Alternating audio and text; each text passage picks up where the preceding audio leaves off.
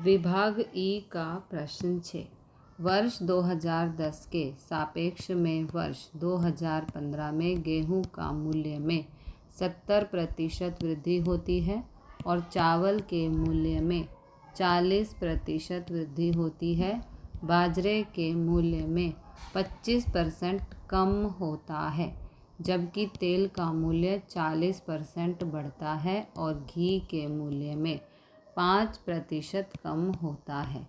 यदि घी से तेल का महत्व 3 गुना हो तो चावल का 2 गुना हो और गेहूं तथा बाजरा प्रत्येक का महत्व चावल से 2 गुना हो तो भोजन के समूह की पांचों वस्तुओं का सूचकांक ज्ञात करो और अर्थघटन कीजिए। ओके, यहाँ वस्तुओं के मूल्य में प्रतिशतता में वृद्धि या कमी दिया है और सापेक्ष महत्व दिया है।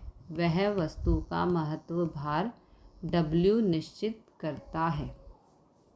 माना कि घी का महत्व 1 है। ओके, तो यहाँ पर टेबल बनानी है। ये वस्तुएं हैं। अब जो प्रतिशत में वृद्धि हुई है तो प्लस करेंगे, कमी हुई है तो माइनस करेंगे।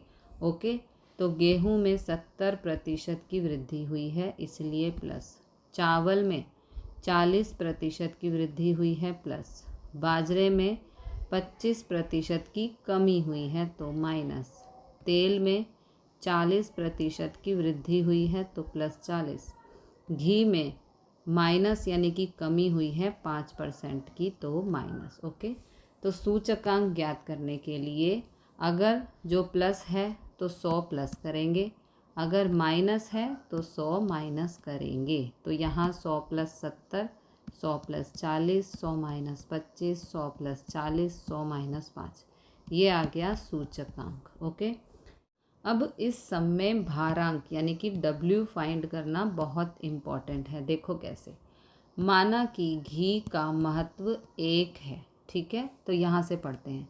यदि घी से तेल का महत्व 3 गुना, तेल का महत्व 3 गुना, ये तेल है इसके लिए आ जाएगा 3, क्योंकि घी का महत्व 1 है तो तेल का 3 गुना बोला है तो 1 का 3 गुना 3 ही होगा।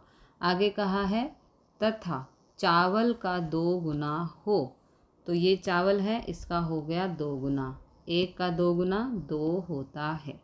फिर कहा है गेहूं तथा बाजरा प्रत्येक का महत्व चावल से 2 गुना हो, तो चावल का 2 है, चावल से 2 गुना मतलब 2 दूनी 4, तो गेहूं का भी 4, बाजरे का भी 4। ओके, और घी का हमने 1 माना है।